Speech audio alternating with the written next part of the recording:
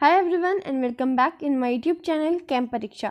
आज हम पढ़ेंगे मिसलेनियस रिएक्शंस। तो मिसलेनियस रिएक्शन में हम स्टार्ट करेंगे with reaction of formaldehyde with ammonia. तो अभी मैं जो रिएक्शन कराऊंगी वो सिर्फ अल्डिहाइड और कीटोन के लिए ही है, ठीक है। So reaction of formaldehyde with ammonia. तो फॉर्मल्डिहाइड का अगर हम रिएक्शन करवा दें अमोनिया के साथ तब क्या होता है। तो देखिए, आपको ये बात समझनी होगी कि अगर हम फॉर्मल्डिहाइड ले रहे हैं यानी कि HCHO ले रहे हैं और अगर हम ले रहे हैं अमोनिया, तो सिर्फ एक अमोनिया और एक ही फॉर्मल्डिहाइड का रिएक्शन नहीं हो रहा होगा, है ना। तो उसमें भी बहुत सारे होंगे, उसके अंदर बहुत सारे होंगे, ठीक है। अगर हम ले लें 6 मोल्स फॉर्मल्डिहाइड के और 4 मोल्स NH3 के, ठीक है। 6 मोल्स हमने किसके लिए, फॉर्मल्डिहाइड के ले लिए और 4 मोल्स लिए हमने अमोनिया के। अगर हम ऐसा केस ले लेते हैं तब क्या होता है, हमारे पास क्या बन जाता है स्ट्रक्चर, वो देखिए आप। होता क्या है, ये जो आपके पास दिखाई दे रहे होंगे H, इसमें 3 H हैं और ये हैं बचे हुए कितने H, कितने OH हैं, ये 6 OH हैं, ठीक है। तो ये जो हैं H और OH मिल करके बना लेते हैं, क्योंकि यहाँ पर भी कितने हैं 4 3 12 है ना, हाइड्रोजन्स 12 हैं। तो वो क्या करेंगे, मिल करके क्या बना लेंगे, वाटर बना लेंगे, ओके। और यहाँ पर भी कितने हैं, यहाँ पर भी 6 हाइड्रोजन है और 6 ही ऑक्सीजन है। और यहाँ पर भी सेम केस है, 12 यहाँ पे वो हैं हाइड्रोजन्स, तो 12 हैं ये और ये हो गए 6, है ना। तो ये मिल करके कितने बना लेंगे, 6 वाटर मॉलिक्यूल्स बना लेंगे, ओके। 6 वाटर मॉलिक्यूल्स बना लिए इन्होंने, प्लस 6 H2O हो जाएगा, ठीक है। 6 H2O हो गया, ओके। अब जो बच गए हैं, जैसे कि हमारे पास बच गया है यहाँ पर CH2, है ना, CH2 बच गया है और यहाँ पे बच गया N, ठीक है। CH2 तो पूरे 6 के 6 बचेंगे, उसी तरह N भी बच जाएंगे, कितने 4 N बच जाएंगे, क्योंकि बाकी सब तो रिएक्शन में पार्टिसिपेट कर चुके हैं, ओके। तो अब क्या बन जाता है, जब ये 4 N और 6 CH2 ग्रुप जो है मिल करके एक प्रोडक्ट बनाते हैं, जो कि बहुत ज़्यादा मेन है। उसकी जो स्ट्रक्चर है वो आपको ध्यान से समझना है, कैसे बनाना है आपको उसे। देखिए, यहाँ पर आप बनाएंगे एक N, ठीक है, ये थोड़ा रिंग फॉर्म में बनता है। यहाँ पे बनाओगे आप एक N, ठीक है, एक N आप यहाँ पे बनाना, ओके। और एक N आप बनाना यहाँ पर और एक यहाँ पर, यानी कि चारों आप डायरेक्शंस में एक एक N बना देंगे और उन सारे N's को आप ज्वाइंट कर देंगे विद CH2, है ना। इन दोनों के बीच में क्या आएगा, एक एक CH2 आएगा, ऐसे सारे के बीच में CH2, इस तरह से, यहाँ पर भी इसी तरह से CH2। अब एक बात नोटिस कीजिए आप, यहाँ पर जो N है, यहाँ पर जो N है, ये भी तो आपस में बनाएंगे फिर, है ना, क्योंकि सभी के 3 बॉन्ड्स क्या होने चाहिए, फुलफिल होने चाहिए। तो ये वाला N जो होता है ये भी CH2 बॉन्ड बनाएगा इससे, और उसी तरह ये वाला जो N होगा ना, ये भी बनाएगा CH2 इससे। तभी तो इन सबके, अब आप बैलेंस कीजिए, सभी के 3 बॉन्ड्स कंप्लीट है नाइट्रोजन के केस में, क्योंकि इनको CH2 को बनाने हैं सिर्फ 2 बॉन्ड, है ना, क्योंकि कार्बन के सिर्फ 4 बनाता है, ये 4 ही इसने बनाने हैं, तो 2 बॉन्ड सभी के कंप्लीट हो गए हैं। तो ये स्ट्रक्चर बन जाता है, ठीक है। जब हम 6 मोल CH2 के और 4 N के जो है, मतलब फॉर्मल्डिहाइड और अमोनिया के 6 मोल्स CH2 और 4 N को मिला दे, तो ये स्ट्रक्चर बन जाता है जिसे हम कहते हैं यूरोट्रोपिन, ठीक है, यूरोट्रोपिन। तो इसे ध्यान से बनाइएगा, चारों डायरेक्शन में पहले आपको N बनाना है और फिर उन N के बीच में आपको क्या डाल देना है, CH2।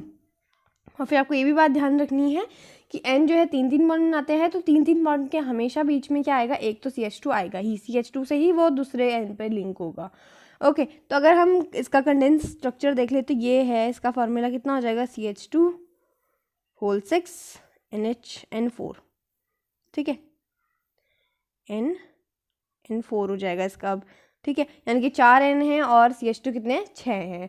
तो ये यूरोट्रोपिन होता है। और अगर क्वेश्चन आता है आपसे कि if formaldehyde reacts with ammonia तो क्या होता है, ये आपसे पूछा जा सकता है, तो आप लिख सकते हैं कि यूरोट्रोपिन इज फॉर्म्ड, ठीक है। ये आप लिखेंगे जब आपके पास ऐसा क्वेश्चन आ सकता है। तो ये वाले जो क्वेश्चन हैं क्वेश्चन फॉर्म में ही आते हैं ज़्यादातर, ठीक है। अब हमारे पास है नेक्स्ट एक और बात है यहाँ पर जो कि बहुत ज़्यादा मेन है, नोट करके आप इसे लिख सकते हैं। जब हमारे पास यूरोट्रोपिन बन जाता है, यूरोट्रोपिन को एक और बनाते हैं प्रैक्टिस के लिए, N N N N, ठीक है। सारे N को हमें क्या करना है, बार बार CH2 से लिंक करना है। सभी के बीच में क्या आएगा, CH2 आएगा। यहाँ पर भी CH2, यहाँ पर भी CH2 हमेशा आएगा। यहाँ पर भी आ जाएगा CH2 और यहाँ पर भी आ जाएगा CH2, ठीक है। सभी के हो गए 3 बॉन्ड कंप्लीट। अब ये बन गया हमारे पास यूरोट्रोपिन। ओके, यूरोट्रोपिन बन गया हमारे पास। अब ये भी एक क्वेश्चन फॉर्म में आ सकता है कि आपसे कि urotropin in case concentrated HNO3 से रिएक्ट कर जाए, कंसनट्रेटेड HNO3 के प्रेजेंस में इसका रिएक्शन हो जाए, तब क्या होगा, ठीक है। ये रिएक्शन जो है पूछी जाती है। तो अगर HNO3 के प्रेजेंस में ये रिएक्शन हो जाती है तब क्या होता है, देखिए जो ये CH2 वाले बॉन्ड्स है ना, ये जो है बीच में आपको दिखाई दे रहे होंगे, एक ये वाला है और एक ये वाला है ना। ये वाले जो है टूट जाते हैं। HNO3 है तो यहाँ पर कौन सा ग्रुप आएगा, NO2 ग्रुप आ जाता है, आप जानते होंगे। तो यहाँ पर क्या बन जाएगा, अब ध्यान से देखिए अब कैसा स्ट्रक्चर बन जाएगा। यहाँ पर आप बनाएंगे N एज इट इज़, ठीक है। N भी आप कितने बनाएंगे, पहले 4 थे, है ना। अब आप बनाएंगे यहाँ पर टोटल 3 बनाएंगे और बाकी चीज़ों में जो है N यूज़ होगा। अभी देखिए कहाँ यूज़ होता है, आपको समझाऊंगी मैं आपको अच्छे से। तो 3 आप N इस तरह से बनाएंगे और बाकी जो थे हमारे पास CH2 थे, है ना, CH2 थे, तो उनको उनसे लिंक करेंगे CH2 से ऐसे और यहाँ पर भी ऐसे, है ना। इस तरह से आपको स्ट्रक्चर बनाना, तभी आपको वो सही बैठेगा। और फिर ये हो गया आपके पास यहाँ पर भी एक और CH2 और फिर यहाँ पर भी ये N इससे लिंक होगा। अब आप देख रहे होंगे कि यहाँ पर जो N है उनके भी 2 ही बॉन्ड कंप्लीट हुए हैं। तो जब ये N का तीसरा बॉन्ड कंप्लीट होना होता है तो वो N किसके साथ बॉन्ड बनाएगा, यहाँ पर जो हमारे पास HNO3 है इसमें से हमेशा ये क्या देता है, NO2 आयन देता है। तो NO2 जो है यहाँ पर इससे लिंक हो जाएगा, यहाँ पर भी NO2, यहाँ पर भी NO2। समझ में आपको, यहाँ पर कितने हैं CH2 ग्रुप, 3 CH2 ग्रुप हैं, ये 3 CH2 ग्रुप है और 3 ही यहाँ पर क्या है हमारे पास नाइट्रोजन्स है, ठीक है। और उन नाइट्रोजन से कौन कौन कनेक्टेड है, एक तो CH2 जो है उन दोनों से कनेक्टेड है, 2 N के बीच में एक CH2 हमेशा होगा और इन यहाँ के और यहाँ के केस में नहीं होगा, ठीक है। उनकी जगह कौन आ गया, उनकी जगह आ गया आपके पास NO2 ग्रुप, क्योंकि यहाँ पे हमने क्या करा है, कंसनट्रेटेड HNO3 यानी कि उसका नाइट्रेशन करा दिया है। तो आपसे डायरेक्टली यही बोल सकता है कि यूरोट्रोपिन का अगर नाइट्रेशन करा दिया तो क्या होगा, है ना, नाइट्रेशन करवा दिया तो क्या होगा। तो यहाँ पर ये स्ट्रक्चर बन जाता है। अब आपको इस स्ट्रक्चर के बारे में बता दूँ, बहुत ज़्यादा इंपॉर्टेंट स्ट्रक्चर बन जाता है यहाँ पर। इसे हम कहते हैं RDX, सुना होगा आपने, है ना। RDX जो एक्सप्लोजिव्स है, आपने सुना भी होगा कि इतना RDX जो है पकड़ा गया, ये वो सो सुनाई देता है न्यूज़पेपर में, और या फिर अगर आप न्यूज़ सुनते हैं तो, ठीक है। तो RDX जो है एक्सप्लोजिव होता है। तो अगर हम यूरोट्रोपिन को HNO3 से मिला दें तो हमारे पास RDX बन जाएगा, ठीक है। तो आपको ऐसा करना नहीं है, मगर आपको ये बात पता होनी चाहिए कि ऐसे भी बन सकता है, ठीक है। तो ये वाला जो क्वेश्चन है बहुत ज़्यादा इंपॉर्टेंट हो जाता है उस बिहाफ में कि अगर यूरोट्रोपिन को अगर हमने कंसनट्रेटेड HNO3 की प्रेजेंस में रिएक्ट करवा दिया तो क्या होगा। ओके, तो यहाँ पे RDX बन जाता है। RDX का फुल फॉर्म क्या होता है वो भी देख लेते हैं। RDX होता है research development explosive, research development और ये क्या है, एक्स से एक्सप्लोजिव हो गया, है ना, एक्सप्लोजिव, ठीक है, रिसर्च डेवलपमेंट एक्सप्लोजिव। और इसे हम बोलते हैं साइक्लोनाइट, ठीक है, कॉमन में साइक्लोनाइट, यहाँ पे लिख देती हूँ साइक्लोनाइट। सो साइक्लोनाइट इज फॉर्म, या फिर आप लिख सकते हैं RDX इज फॉर्म्ड, ठीक है। तो साइक्लिक में है और साइक्लिक किससे है, नाइट्रोजन बना रहा है, साइकिल जो है नाइट्रोजन की है, तो साइक्लोनाइट इसे हम कहते हैं, ओके। और इसका फुल फॉर्म क्या है RDX का, रिसर्च डेवलपमेंट एक्सप्लोजिव, ठीक है, कॉमन नेम साइक्लोनाइट। अब हम देखेंगे कुछ पॉलीमराइजेशन रिएक्शंस। पॉलीमराइजेशन तो आपने सुना ही होगा, यानी कि अगर हम छोटे छोटे कंपाउंड्स को एक बार मिला दें तो उसका पॉलीमर बन जाएगा, है ना। बहुत सारे मोनोमर्स बन जाएंगे, यानी कि बहुत सारे मोनोमर्स को अगर हम मिला दें तो एक पॉलीमर बन जाता है। तो हम यहाँ पे पॉलीमराइजेशन ही कराएंगे। तो पॉलीमराइजेशन हम कराएंगे पहले फॉर्मल्डिहाइड का। अगर हम छोटे छोटे फॉर्मल्डिहाइड ले लें तो क्या बना लेंगे वो, ठीक है। तो इसे क्वेश्चन आंसर फॉर्म में करेंगे हम। What happens when formaldehyde is allowed to stand at room temperature. अगर हमने फॉर्मल्डिहाइड, क्योंकि आप जानते ही हैं कि फॉर्मल्डिहाइड जो है बहुत ज़्यादा रिएक्टिव होता है कि नहीं होता है। अगर हमने उसे फॉर्मल्डिहाइड को रूम टेम्परेचर में छोड़ दिया तो क्या हो जाएगा। अब यहाँ पर हम बनाएंगे फॉर्मल्डिहाइड को। तो आपको किस तरह से बनाना है उसे ध्यान से समझिएगा। फॉर्मल्डिहाइड को हम इस तरह से बनाएंगे, CH2, इस तरफ बनाना आप ऑक्सीजन, फिर यहाँ पर भी आप बनाना CH2, इस तरफ बनाना ऑक्सीजन, ठीक है। यहाँ पर भी बनाना आप CH2 और इस तरफ बनाना आप ऑक्सीजन। ये रहा आपके पास फॉर्मल्डिहाइड। और इसके कितने मोल्स हैं यहाँ पर हमने लिए हैं, फॉर्मल्डिहाइड के सिर्फ 3 मोल्स। तो इसके 3 मोल्स काफ़ी हैं इस रिएक्शन को करने के लिए। तो 3 मोल्स होते हैं। अगर हमने ऐसे ही छोड़ दिया इसे अलाउड टू स्टैंड, तो क्या होगा यहाँ पर, यहाँ पर आपको CH2 double bond O group दिखाई दे रहा है ना। जब हम उसे रूम टेम्परेचर में छोड़ देते हैं तब क्या होता है, ये बॉन्ड जो है टूट जाता है, ये इस तरफ से टूट जाएगा, ठीक है। इसे दूसरे पेन से हम दिखाएंगे, ये यहाँ से टूट जाएगा। उसी तरह यहाँ पर भी ये जो ऑक्सीजन है ये वाला बॉन्ड तोड़ देगा और यहाँ पर भी ये वाला बॉन्ड टूट जाएगा, ठीक है। अब जो भी साइंस आएंगे वो लिख लेंगे हम यहाँ पे। नेगेटिव हो जाएगा, ये हो जाएगा पॉजिटिव, ये भी हो जाएगा नेगेटिव और ये हो जाएगा पॉजिटिव, नेगेटिव और ये हो जाएगा पॉजिटिव, ठीक है। इस तरह से साइंस हमने लगा लिए। अब क्या होगा, यहाँ पर जो ये ऑक्सीजन अभी नेगेटिव हो गया, ये CH2 क्या होगा, पॉजिटिव हो जाएगा। तो ये दोनों क्या करेंगे, आपस में बॉन्ड बना लेंगे सारे, यहाँ पर भी और यहाँ पर भी इसी तरह से बॉन्ड बन जाएगा, ठीक है। जब ये बॉन्ड बन जाएगा तो देखिए अब कैसा दिखाई देगा ये स्ट्रक्चर। CH2 था, इसने बनाया था ऑक्सीजन के साथ डबल बॉन्ड, जो कि अब हो जाएगा सिंगल। अब ये ऑक्सीजन दूसरे CH2 से सिंगल बॉन्ड बना लेगा और यहाँ पर भी ये बॉन्ड कैसा हो जाएगा, सिंगल। सो ये सिंगल बॉन्ड O, और O यहाँ पे सिंगल बॉन्ड से किसके साथ अटैच होगा, CH2 से होगा।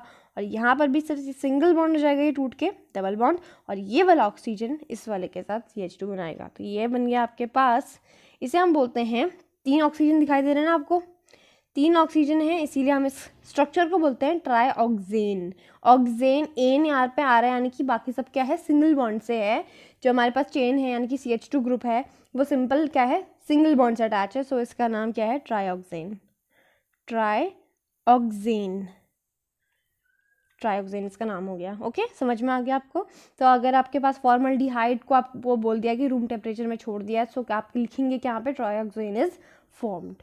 तो ये जो स्ट्रक्चर है तब बन जाता है, ये बॉन्ड्स टूट जाते हैं और ये बन जाता है आपके पास ट्राईऑक्सेन। तो आप ऐसे क्वेश्चंस की अगर प्रैक्टिस करेंगे तो आप क्वेश्चन में आप जब आपका आएगा पेपर में आएगा तो आपसे ये आराम से हो जाएगा। ओके, उसके बाद हम देखेंगे पॉलीमराइजेशन ऑफ एसिटल्डिहाइड। तो एसिटल्डिहाइड भी उसी कैटेगरी में आ गया है ना।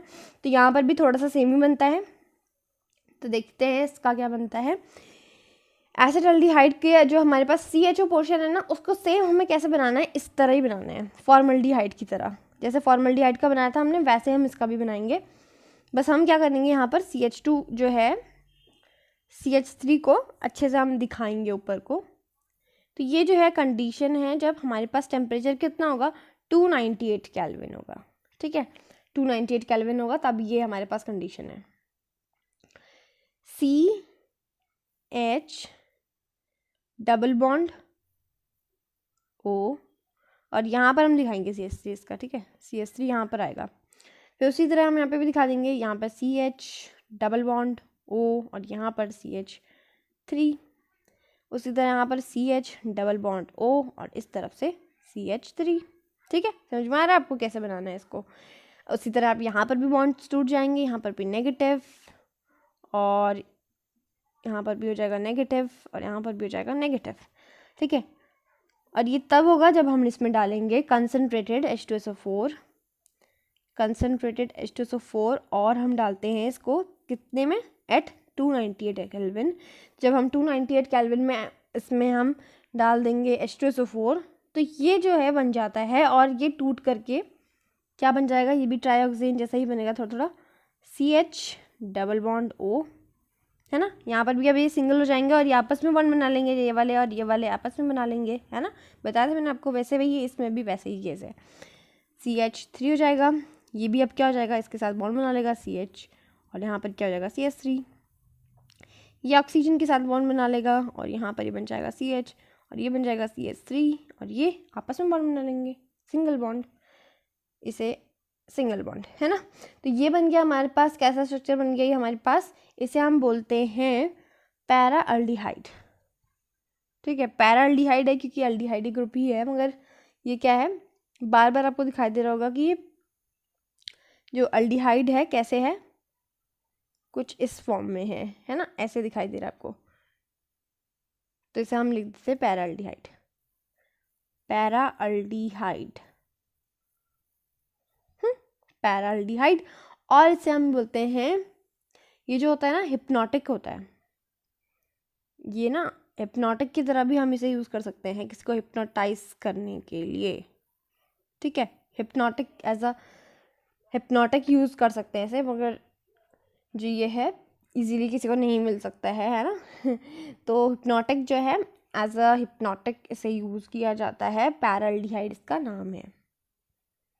अगर हम यही चीज़ देखें रूम टेम्परेचर में, हमने 298 में देखा पहले, अब हम देखेंगे रूम टेम्परेचर है 273 केल्विन में, तब क्या होगा, यही सेम चीज़ को। तो टेम्परेचर में भी काफ़ी बार क्या हो जाता है ना, फ़र्क हो जाता है, और तो रिएक्शन चेंज हो जाती है थोड़ी सी। यही चीज़ 273 में कर लिया अगर हमने, और यहाँ पर 4 मोल ले लिए, मगर इसमें थोड़ा सा चेंज है, यहाँ पर हमने 3 मोल्स लिए थे, 3 मोल्स थे यहाँ पर, और यहाँ पर हमने 4 मोल लेने हैं, और इस तरह से बनाना है। आप चारों दिशाओं में इन्हें फैला दो आप इस तरह से, CH3 डबल बॉन्ड O, और यहाँ पर भी बनाएंगे हम फिर से CH double bond CH3, CH double bond O, CH double bond O, और यहाँ पर हम जोड़ देंगे यहाँ पर इसके साथ CH3, इसे यहाँ पे CH3, है ना। ऐसे इसको बनाना है, आपको बनाने का ढंग आ गया तो आप आराम से कर लेंगे, रिएक्शन करना कोई मुश्किल बात नहीं।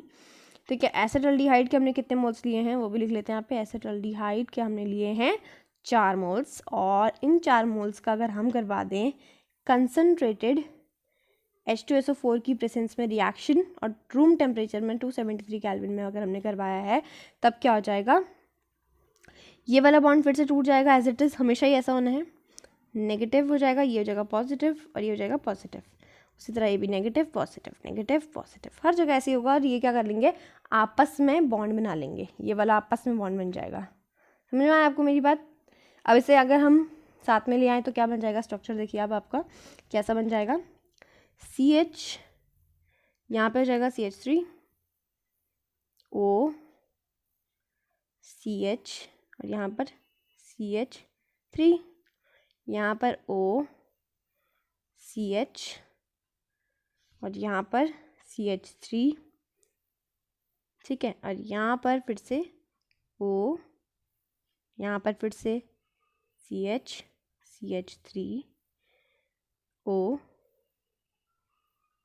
ठीक है, इतना हो गया। तो एक ऐसा स्ट्रक्चर आपके पास बन के आ जाता है जिसे हम कहते हैं मेटा अल्डिहाइड, मेटा अल्डिहाइड। ठीक है, तो अगर ऐसा केस में आ रहा है तो हम इसे पैरा अल्डिहाइड बोलेंगे, और अगर हमने 4 को अगर मिला करके बनाया है तो उसे मेटा अल्डिहाइड बोलते हैं। समझ में आई मेरी बात। ओके, अब हम देखेंगे reaction of aldehyde and ketones with 1 degree amine. So सबसे मेन है ये वाला। तो अगर 1 डिग्री अमीन के साथ अगर हमने अल्डिहाइड या कीटोन का 1 डिग्री अमीन के साथ रिएक्शन करवा दिया तब आपको क्या होगा। तो एक बार जनरल रिएक्शन देख लेते हैं इसकी, फिर आपको समझ में आ जाएगा। जनरल रिएक्शन में हम देखेंगे कि किस तरह से हमने अल्डिहाइड को मिलाना है। पहले अल्डिहाइड का देख लेते हैं। RCHO प्लस NH2 1 डिग्री है ना, NH2, और यहाँ पर एक ही हमारे पास क्या होगा, अल्काइल ग्रुप की चेन होगी। ओके, डायरेक्टली ये सिर्फ एक ही अल्काइल ग्रुप की चेन से अटैच होगा, इसलिए 1 डिग्री। ओके, फिर क्या होता है यहाँ पर जब ये बॉन्ड बनाते हैं तो यहाँ पर आपको दिखाई दे रहा O और यहाँ पर दिखाई दे रहा H2।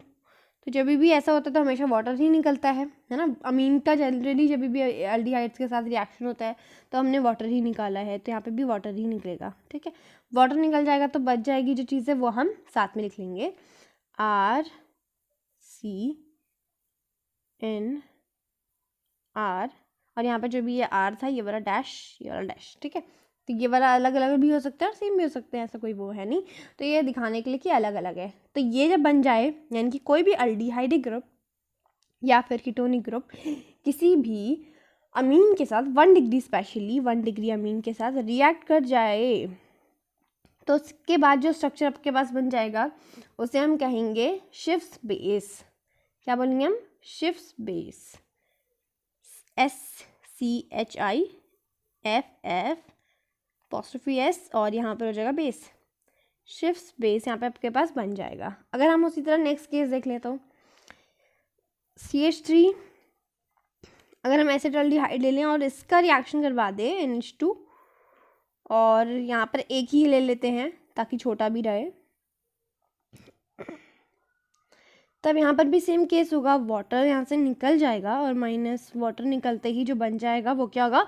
शिफ्स बेस, इसे हम बोलते हैं। ठीक है, 1 डिग्री अमीन के साथ हमेशा क्या बनेगा? शिफ्स बेस, CH3 C, और यहाँ पर जो H है ये क्या हो जाएगा? C के साथ ही रहेगा, मगर ये जो C होगा वो N के साथ डबल बॉन्ड, H नहीं बना रहे, C बना रहे हैं N के साथ डबल बॉन्ड, और N के पास कौन था? CH3 था। बाकी चीज़ें ऐसे आपके पास रह जाएंगी, और ये क्या बन गया? ये भी शिफ्स बेस, शिफ्स बेस। ठीक है, शिफ्स बेस बन गया आपके पास ये। ओके, शिफ्स बेस बन गया।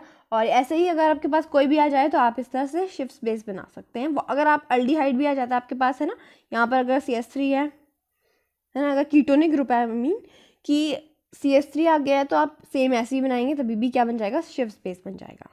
ठीक है, शिफ्स बेस बोलते हैं इसे। अब हमारे पास जो अल्डिहाइड और कीटोन में एक पोर्शन बच गया वो है electrophilic substitution reaction in aromatic aldehyde and ketones. तो इलेक्ट्रोफिलिक हमारे पास बच गई थी, तो उसे भी हम यहीं पर देख लेंगे, छोटी छोटी है। हेलोजिनेशन अगर हमें करवाना हो तब हेलोजिनेशन के लिए जैसे हमने ले लिया है एसिटोफिनोन, ठीक है, C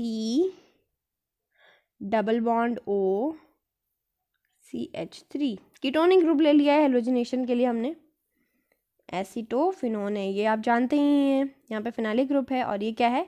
एसिड है, 2 कार्बन का कीटोन है और बाकी क्या है? फिनाइलिक ग्रुप है। सो इसे हम बोलेंगे एसिटोफिनोन। इसमें हम करवा देंगे ब्रोमिनेशन Br। ठीक है, Br से हम इसका रिएक्शन करा देंगे in presence of anhydrous AlCl3, करवा दिया। अब आप जानते हैं कभी भी बेंजीन के ऊपर कार्बन कंटेनिंग ग्रुप, मैंने बताया था जो भी कार्बन जिस फंक्शन ग्रुप में होगा तो वो सारे के सारे क्या करेंगे? ब्रोमीन को मेटा डायरेक्शन में हमेशा डायरेक्ट करेंगे, हमेशा। तो यहाँ पर भी सेम केस रहेगा, जो ये होगा एसिटोफिनोन ब्रोमीन को मेटा डायरेक्शन में डायरेक्ट कर लेगा, और यहाँ पर ये बन जाएगा COCH3 और यहाँ पर Br, और ये बन जाएगा मेटा पोजीशन में है कौन? Bromo, Meta bromo acetophenone. समझ में आ गया आपको?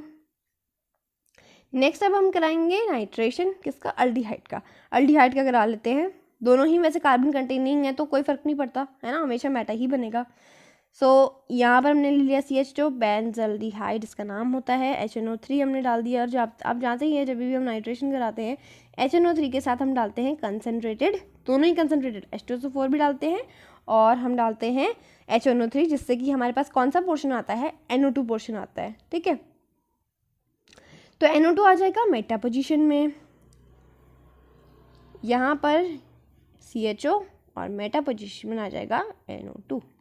ठीक है, और यहाँ पर से क्या हो जाता है? वाटर निकल जाता है, आप जानते होंगे। अगर हम स्ट्रक्चर बनाए OH और NO2 जाएगा, इसका ओपन करके ये टूट जाता है, और OH नेगेटिव NO2 पॉजिटिव जो होता है यहाँ पर आता है, और यहाँ पे जो पहले से हाइड्रोजन होता है वो इस OH के साथ मिलकर के वाटर निकाल देता है। ये आप बात जानते हैं।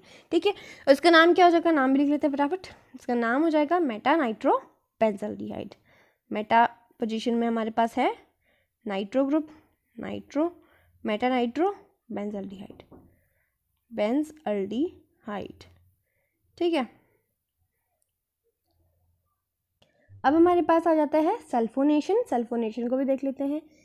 सल्फोनेशन होता है CHO, अगर हम इसमें डाल दें, बेंजल्डिहाइड में डाल दें, सिर्फ कंसनट्रेटेड डालेंगे तभी होगा हमारे पास सल्फोनेशन। H2SO4 डाल दें तो क्या होगा, CHO हमेशा की तरह से मेटल डायरेक्शन में पुश करेगा और ये आ जाएगा इधर। ठीक है, तो इसमें से कौन सा पोर्शन आता है, SO3H आता है ना, और OH जो होता है इस तरह से रहता है, इस तरह से ये टूट जाता है, SO3 पॉजिटिव और OH नेगेटिव में। यहाँ से भी हमेशा की तरह वाटर निकल जाएगा। यहाँ पर होगा SO3H और यहाँ पर आ जाएगा मेटल डायरेक्शन में CHO। ठीक है, यहाँ पर एक्चुअली होता क्या है, ये कोई जो CHO होता है ना, वो उसको हमेशा मेटल डायरेक्शन में ही पुश करेगा, मगर नाम जो होगा इसका, ध्यान से देखिए, यहाँ पर जो होगा CHO ही होता है जो उसी मेटल डायरेक्शन में पुश करता है। बट आप जानते हैं कि CHO जो SO3H है वो स्ट्रॉन्गेस्ट ग्रुप है, तो नाम जो होता है सिर्फ उसके बिहाफ में आता है। हमेशा डायरेक्ट वो करेगा जो पहले से उस ग्रुप में होगा, है ना, यानी कि CHO जो है उसे डायरेक्ट करेगा। तो ये आपके पास बन जाता है मेटल डायरेक्शन में किसने पुश किया है, भले ही उसने किया। नाम हमेशा किस में आएगा, नाम में हमेशा हमें ऐसा दिखाना है कि जो स्ट्रॉन्ग है वो हमेशा उसके नेमिंग में आएगा और साइड चेन में आएगा हमारे पास अल्डिहाइड ग्रुप। तो M यानी कि मेटा फॉर्माइल कीट। अल्डिहाइड ग्रुप जब भी आ जाता है हमारे पास, फॉर्माइल हम इसे लिखते हैं मेटा फॉर्माइल, और ये है क्या, पूरा इतना सल्फोनिक एसिड है ना, तो सल्फोनिक एसिड इसे हम लिख देंगे, सल्फोनिक एसिड। ठीक है, तो इतना पोर्शन था हमारे पास अल्डिहाइड और कीटोन का। हमने इसमें काफ़ी सारी रिएक्शन कवर कर लिए हैं, सब कुछ कर लिया है। अब हम देखेंगे नेक्स्ट वीडियो में हम स्टार्ट करेंगे कार्बोक्सिलिक एसिड की प्रिपरेशन एंड ऑल। ठीक है, सो आज के लिए इतना ही करेंगे, मिलते हैं नेक्स्ट वीडियो में।